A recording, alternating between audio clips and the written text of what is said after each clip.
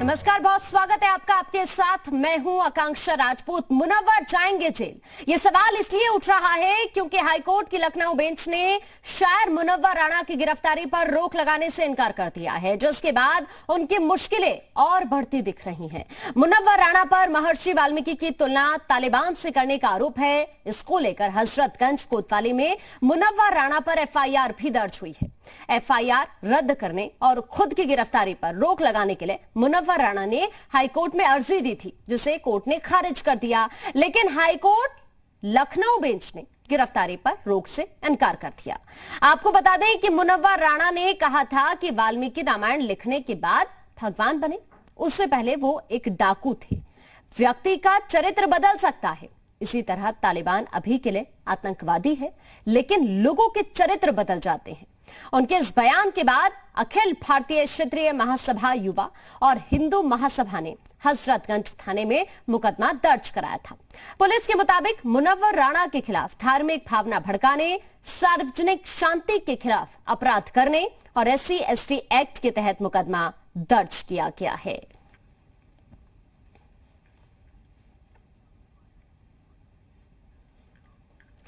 तो क्या जेल जाएंगे मुनव्वर राणा? ये सवाल इसीलिए उठ रहा है क्योंकि मुनव्वर की गिरफ्तारी पर कोर्ट ने रोक लगा दी है।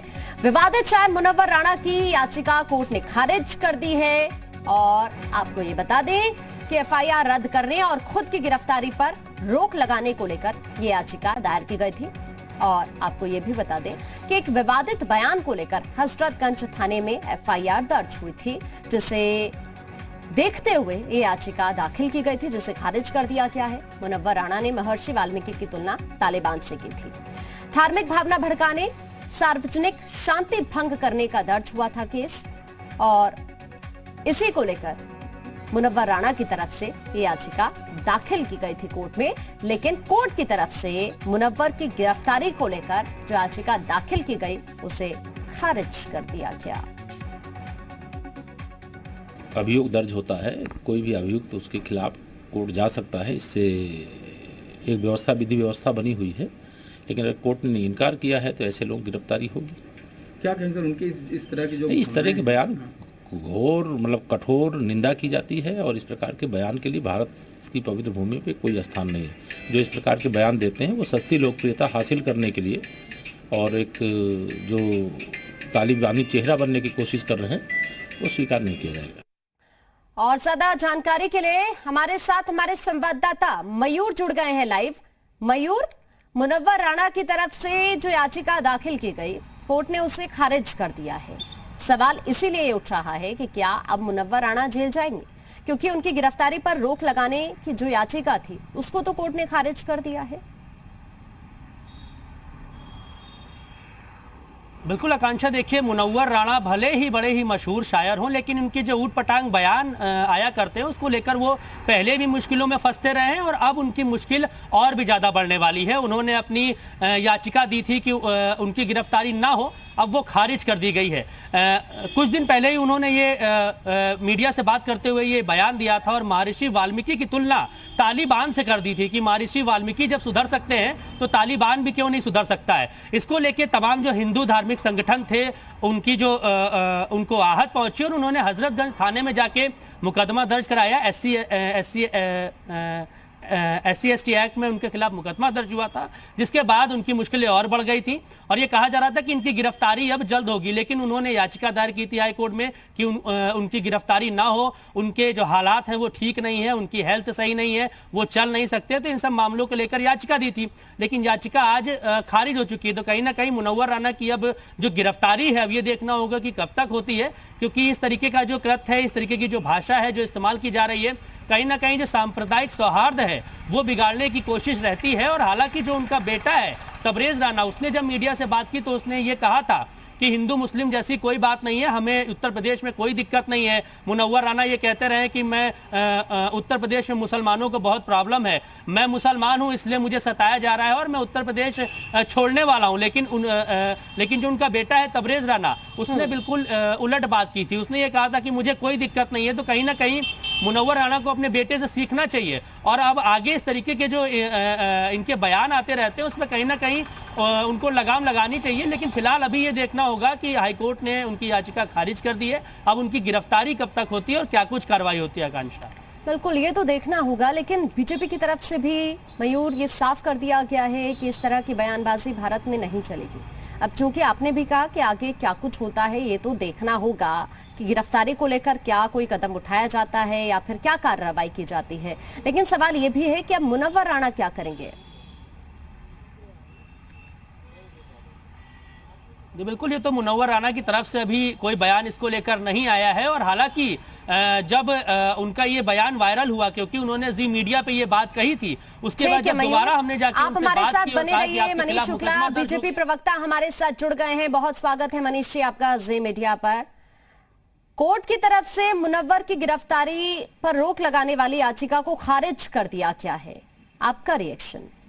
देखिए, जिस तरीके से मुनव्वर राणा पिछले कुछ दिनों से देश के कानून और संविधान के विरुद्ध बोल रहे हैं, चाहे वो तालिबान का इशू हो, चाहे उनके बेटे का प्रकरण हो, और उसके तमाम प्रकरणों पर जिस तरह से बोल रहे हैं, निश्चित रूप से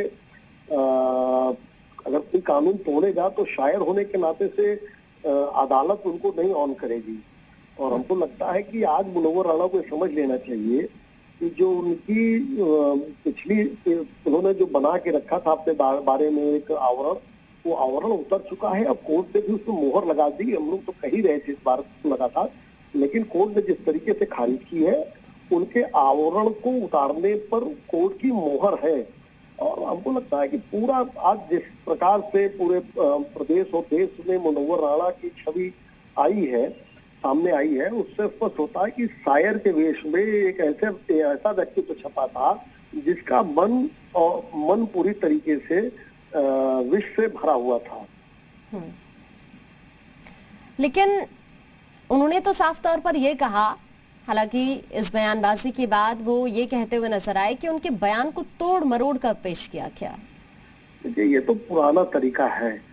तोड़ मरोड़ को सभी चैनलों ने, सभी समाचार पत्रों ने पेश कर दिया। ऐसा संभव हो सकता है? आप तो स्वयं पत्रकार हैं। हमको लगता है कि अपने जो वो इधर उधर की बातें कर रहे हैं उस पर परिवर्तन लाए। ये कहने से कोई उनके ऊपर विश्वास करने वाला नहीं है। और कोर्ट तो तथ्यों पर कोर्ट ने निर्णय तथ्यों पर दिया होगा ना।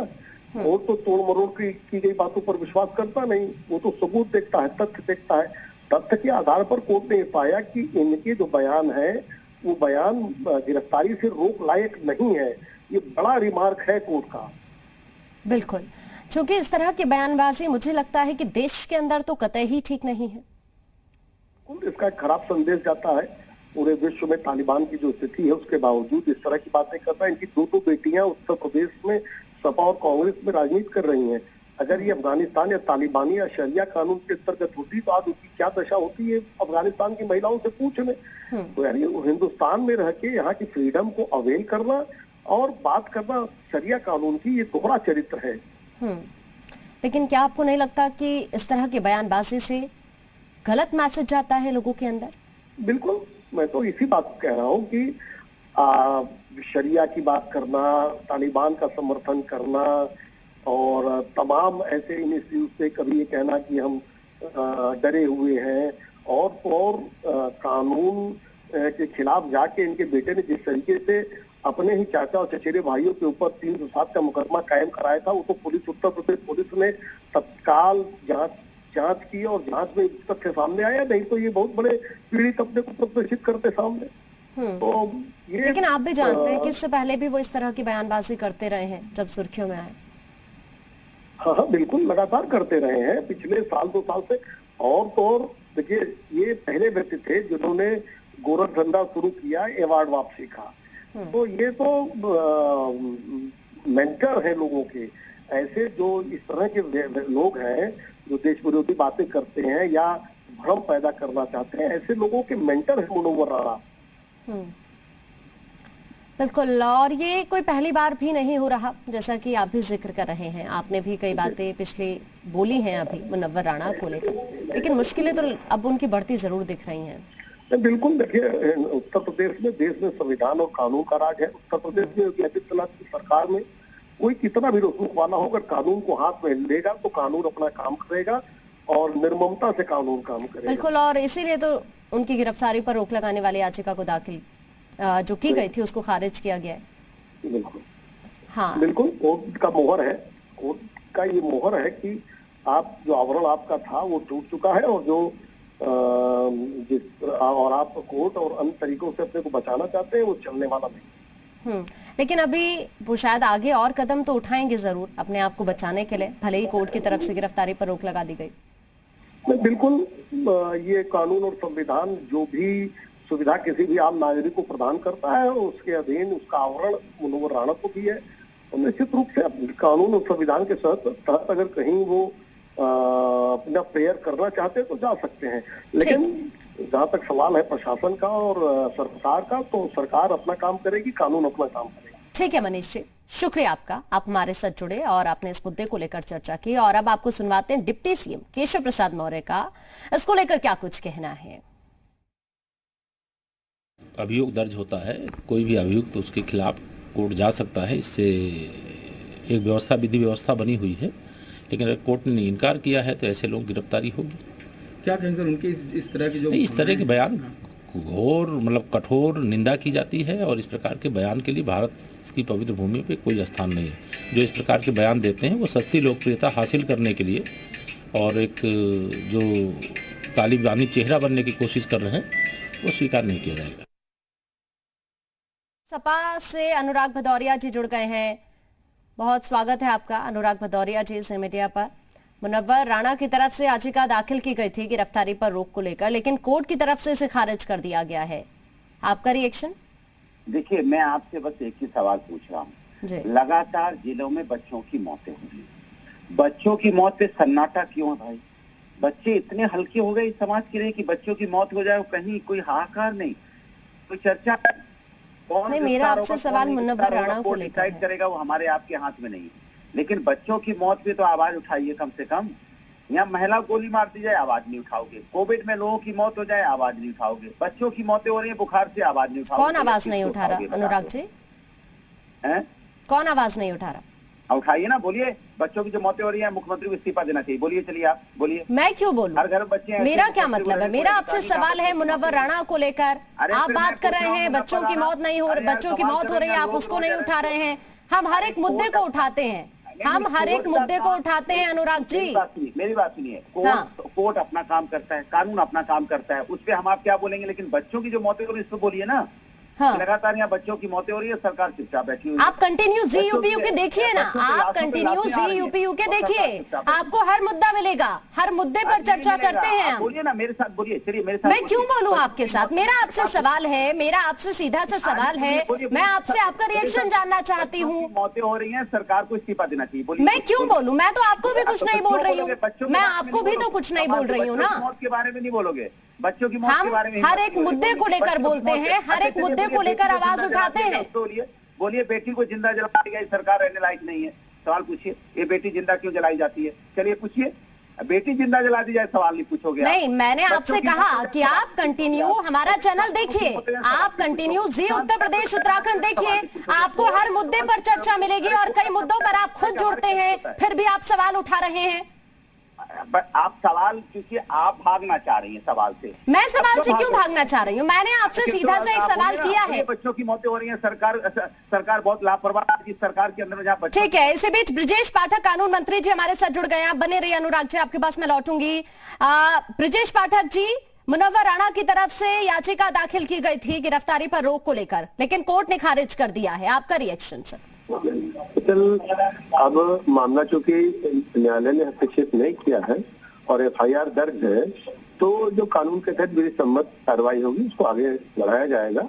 और चूंकि अभी हम बाहर है, अभी तत्काल क्या हो रहा है जानकारी नहीं है, लेकिन ये सही है FIR दर्ज है, और FIR अगर दर्ज है तो उसके कानून के तहत जो भी कार्रवाई बनती है वो की जाएगी।